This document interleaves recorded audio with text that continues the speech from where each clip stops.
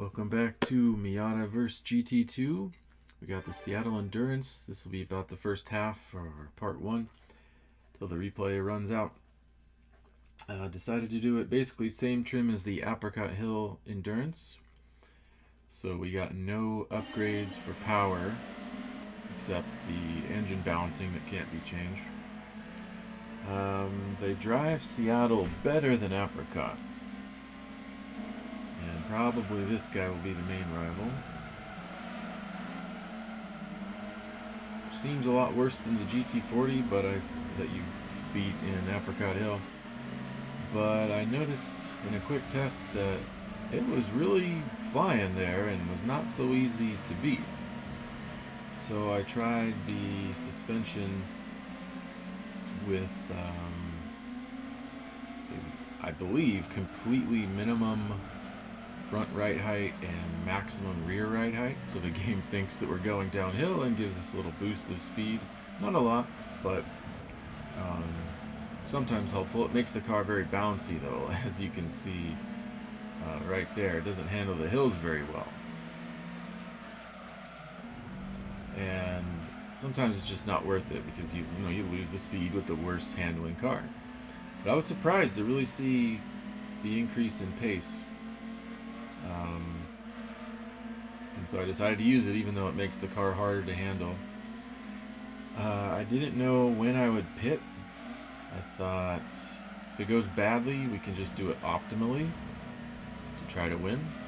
Something like one pit on 20 or two pits 13, 26. That's it.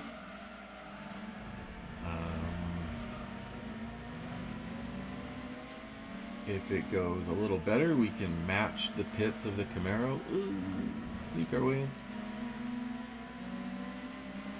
Because it goes something like 11, 22, 33. So that's not quite optimal, so I could match it to give it more of an advantage. And if it goes even better, then maybe we could do something even less optimal just to make it a close race or something. And I will say this was a very close race. Put that spoiler out there.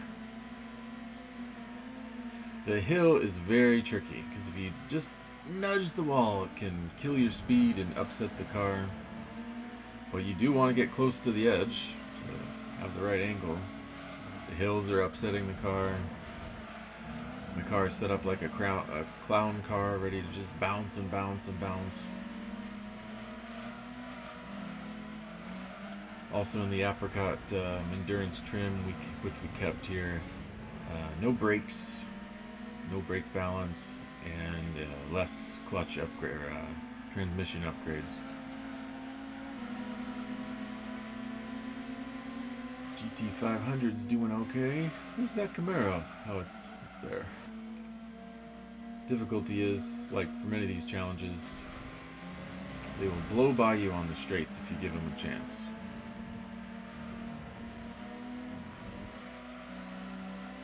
And then get in the way. So it's not always enough to pass, because they'll pass you right back.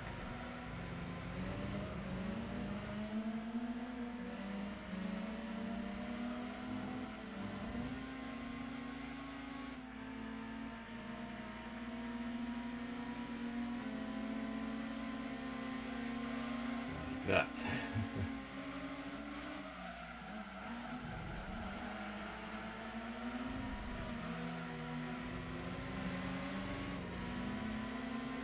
And sometimes on the hill as well.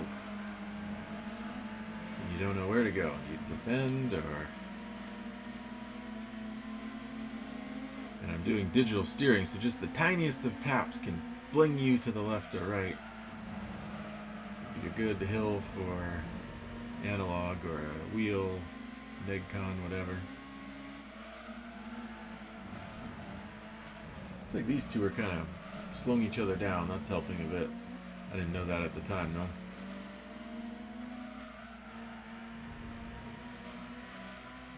I believe I did do the transmission, reordering. Can make everything quite compact and close because there's sort of two home straights, but neither of them is all that long. And our car only has like 130 horsepower or something. 131 or something.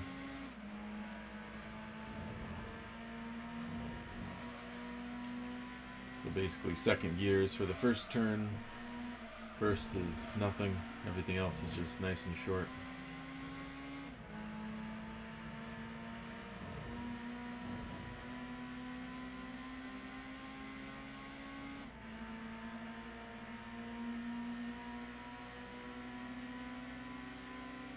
With the other setup, I was basically doing the same times, but I had the the other upgrades, like clutch was a little better, the flywheel was better, brakes were on, and I was probably still a little bit slower. So sometimes that right height shenanigans really can't help.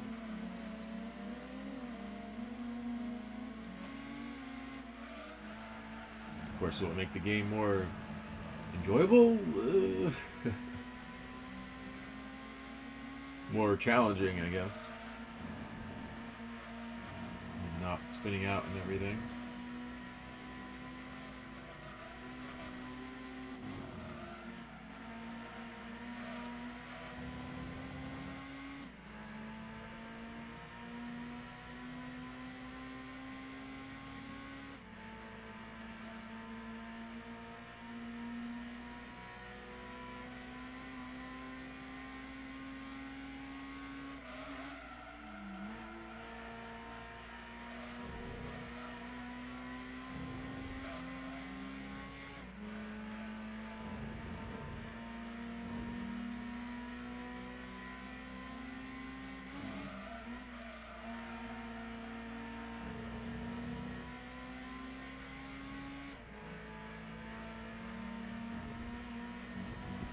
It's very bumpy, but the suspension setup is also kind of loose because the rear is so much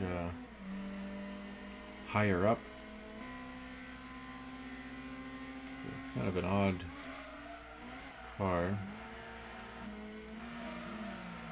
Oh.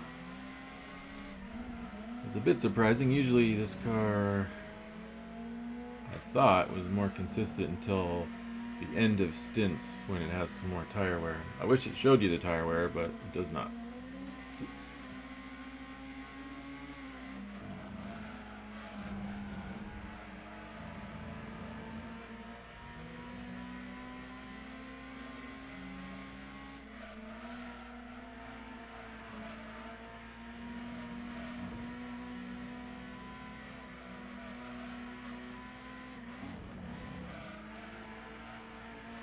You notice you can kind of get stuck on rumbles in this game a little bit.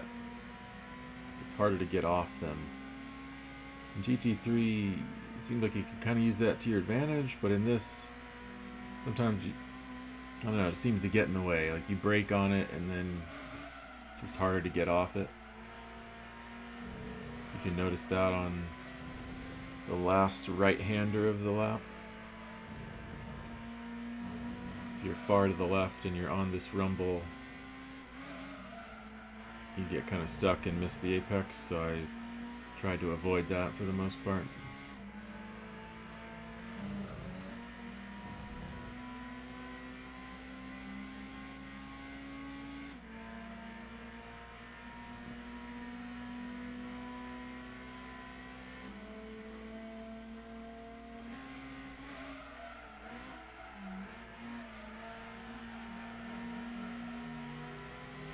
Wasn't sure how to take this turn. Just bounce over this rumble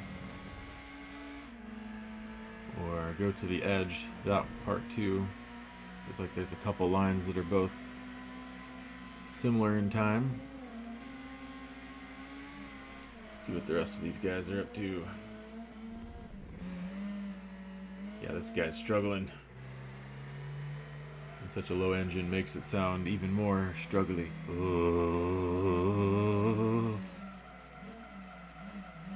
Oh my.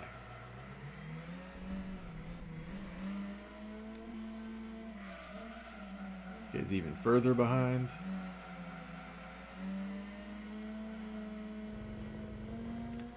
Which one's more of a rectangle? Pretty close. Mine's more of a little Lego. Still not quite up to full braking power. That's annoying. My stick is not going far enough down or something. If it's like a braking zone where you're turning also, that could be good, but if you just need to stop, obviously it's bad. I don't think 90% braking power ever helps you in GT2. It's like anti-lock brakes or something. Yeah, that's annoying. I probably lost a lot of time by not braking all the way.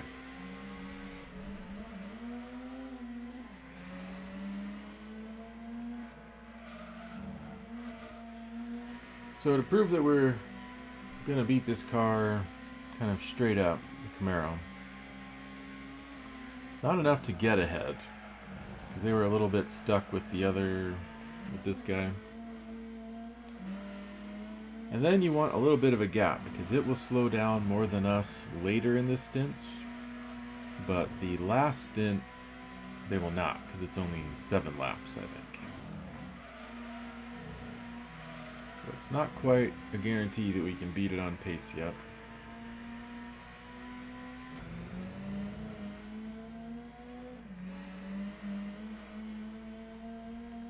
Show you how fast they're going.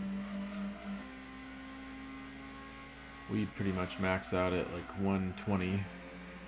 Surely they're going 150.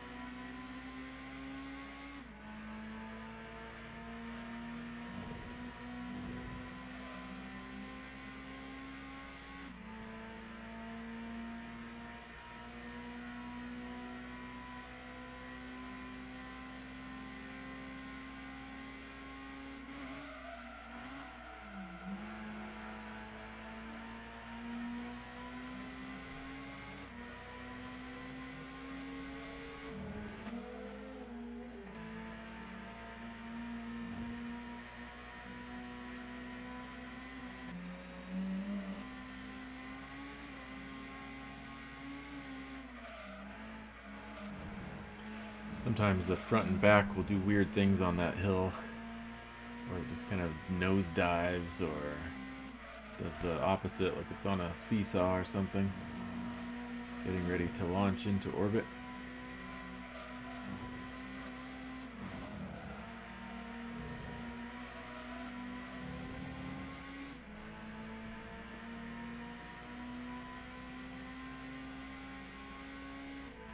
I think the TV volume's on, so that might be annoying. Let me put the headphones in the TV. Sorry about that.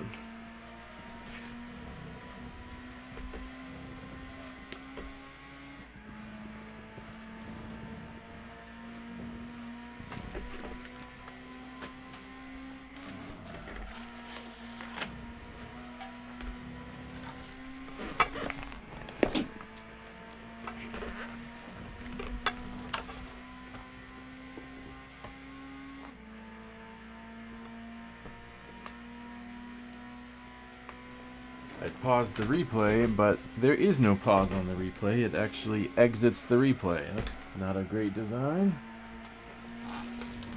Looking for those headphones.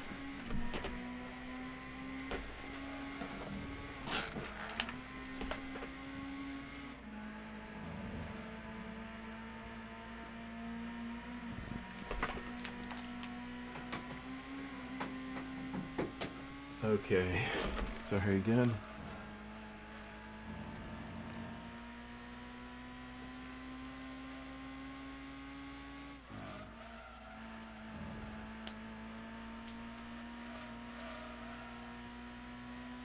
Okay, now I got the earbuds in as well.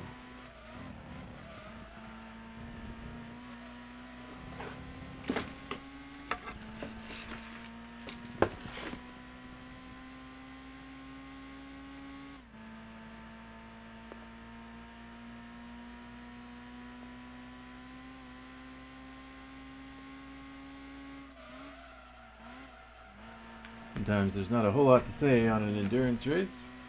Going pretty well so far.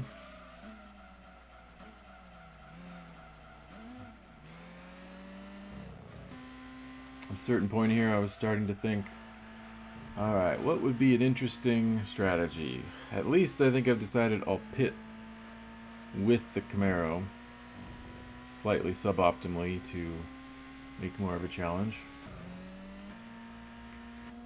Let's see. Our advantages, about 9 seconds.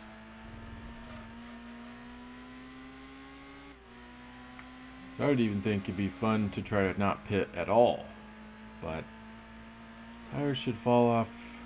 The times will fall off pretty dramatically as you move from like yellow to red tires, and it's a long course.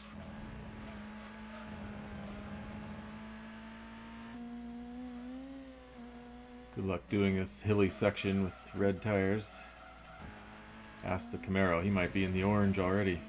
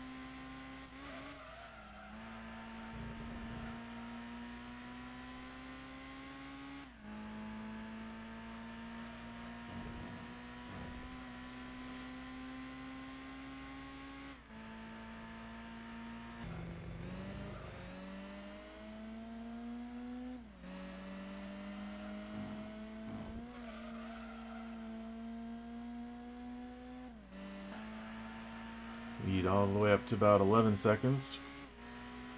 I think at this point I've decided, alright, I won't even pit on their schedule. We'll go even longer. And just see where the tires go.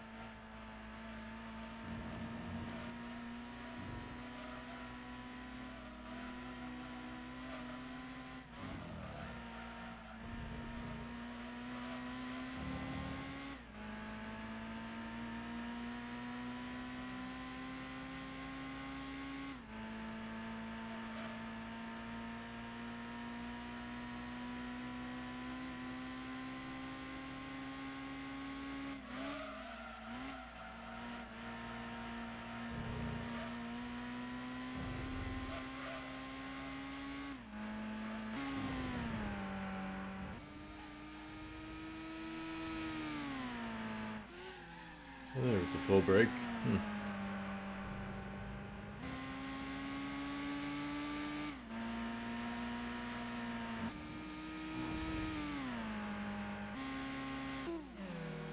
Making the first pass, first lapping.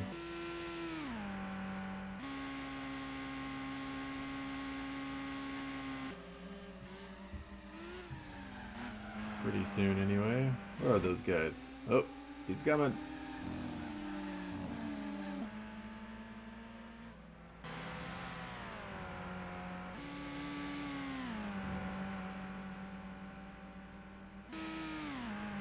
Such a crazy section for a racetrack, just bombing up those hills. Should be a rally track or something. I'm surprised these guys are still ahead. They must have gotten new tires, I think.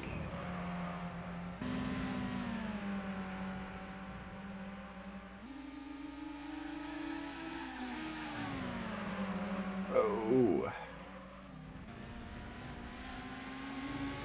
Quick work.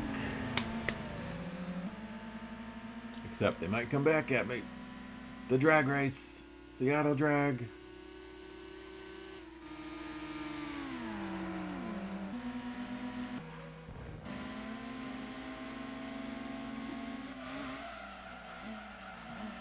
Miata wins. Train tracks, you got everything in this course. The Kingdom, which doesn't even exist anymore.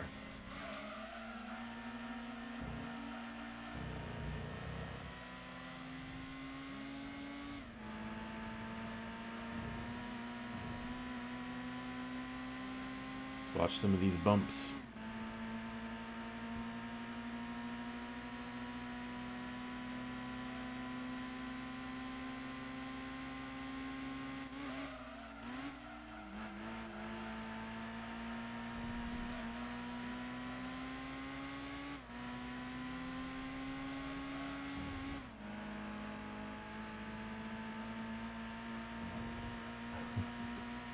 Suspension worth every penny. How is it not breaking? Slam.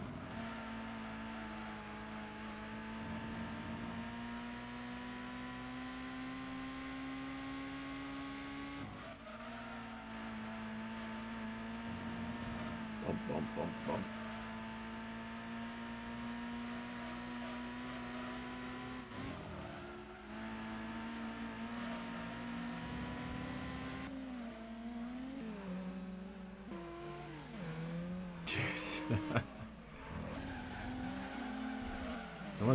No wonder they have trouble with that one. They're kind of landing beyond the start of the braking zone.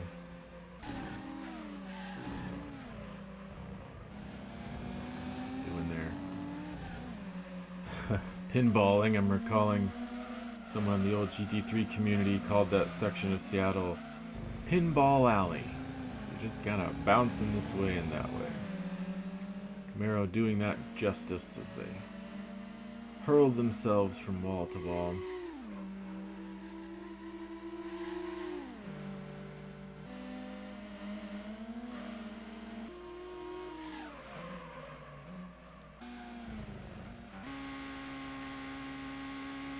Already on the new lap.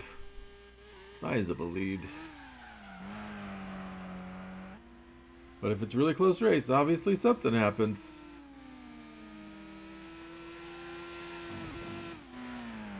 Tires well into the yellow.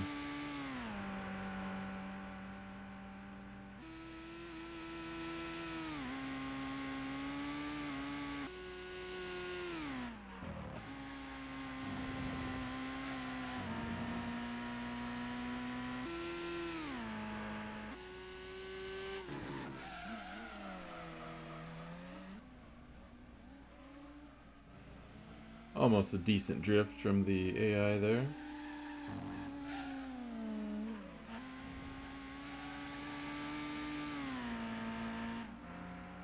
Maxing out at that wild top speed of about 119 miles an hour.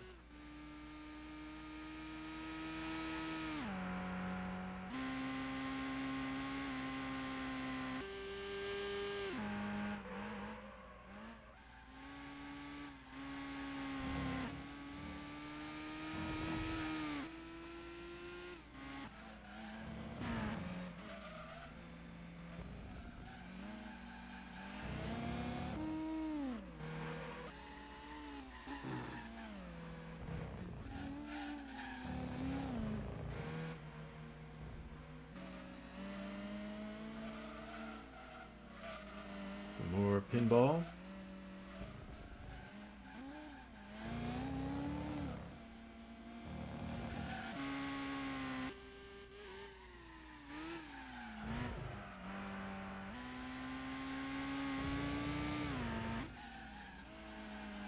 Probably a 30-second lead. Of course, we haven't pitted yet, but still.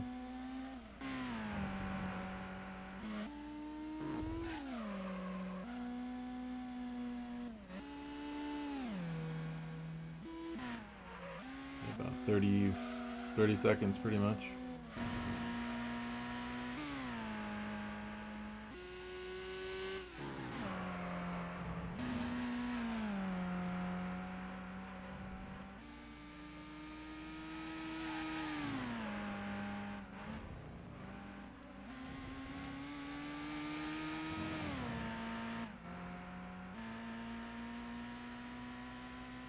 Can't remember if I've ever done a like red tire race in GT2, just for fun or by necessity or something. Remember in GT3, a few races were 5 lappers, and you couldn't change tires on the F1, so pretty much guaranteed to be in the red. And I think a couple with the arcade cars, they had no tire wear, or no tire wear endurance basically. So if you did a 10-lap race, you might have to pit like once, and they're still going to be red. The Zonda was particularly bad. And I can see we're starting to slow down a little bit. Can't compare it to their times. I think the Camaros may be running like high 141s or something on average.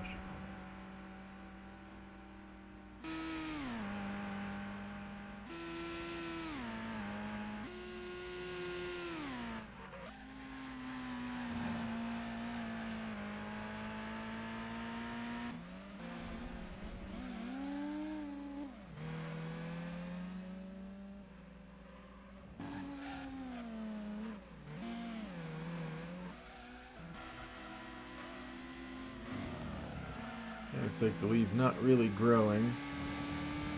When you factor in they've already pitted, that's maybe 20 seconds. Really, we're only up by like 10 seconds on pace out of 16 laps, so it's still a pretty similar pace.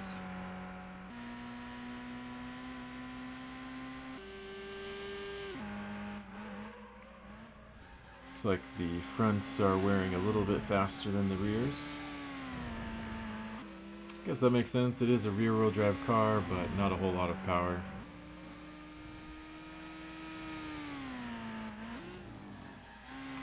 Not much of a pronounced difference in left and right, though. It's interesting. All tracks are clockwise or counterclockwise.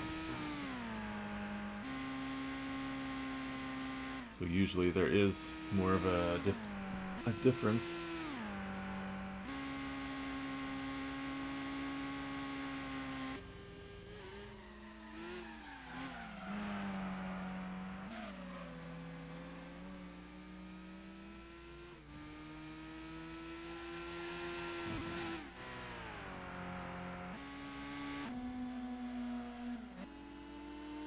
Gap about 25?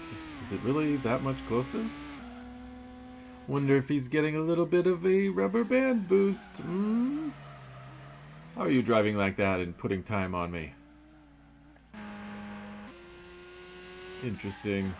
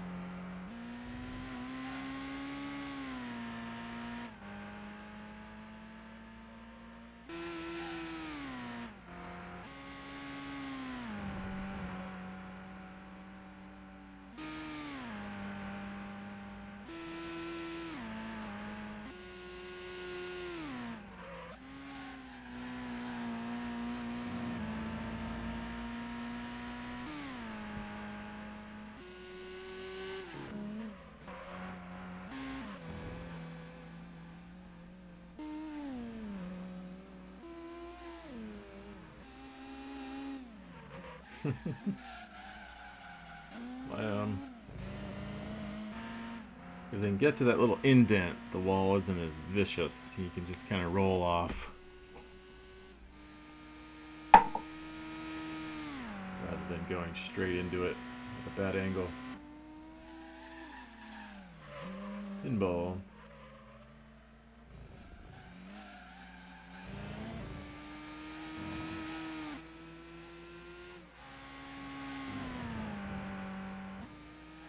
Whoa. Working that Miata. There's a beauty in pushing a slow, shitty car to its limit.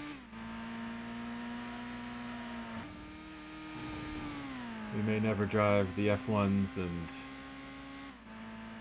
R390s of the world. Can always push that Civic, Corolla, Dodge Neon just a little bit more.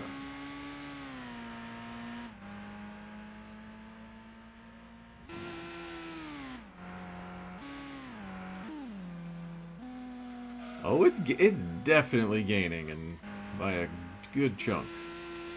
Why is it maybe not rubber banding? Well, because we are slowing down a bit. Look at those tires. Can you tell a difference between left and right? I'm really looking at it now and don't think I see any difference.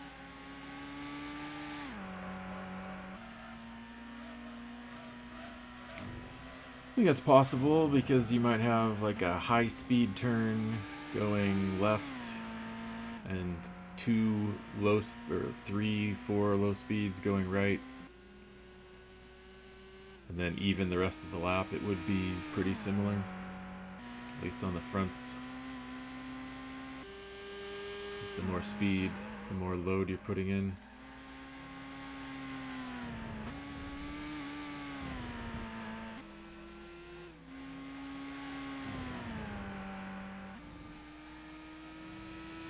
If I'd pit, I think I'd be behind at this point. But then they'd have to pit pretty soon as well. I'm trying to size up my options. Do I pit on lap 20? Pretty good strategy. Maybe too good, I'm thinking.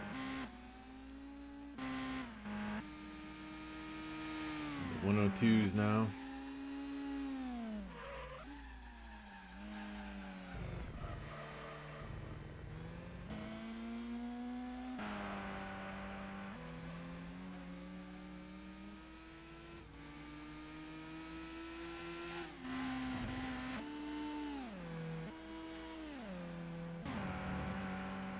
About maybe 19 seconds up now. Is that right? Maybe 20.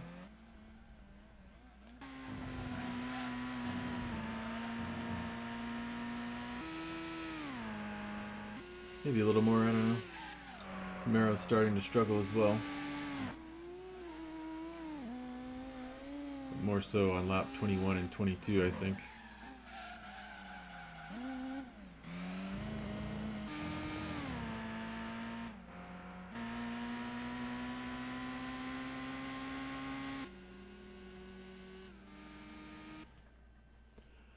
Okay, I guess that's all the replay can hold. So that's part 1. Check in part 2. Should be already posted to see how that race gets close. Real close. All right. Hope you're having a great day and continue to do that. Take care.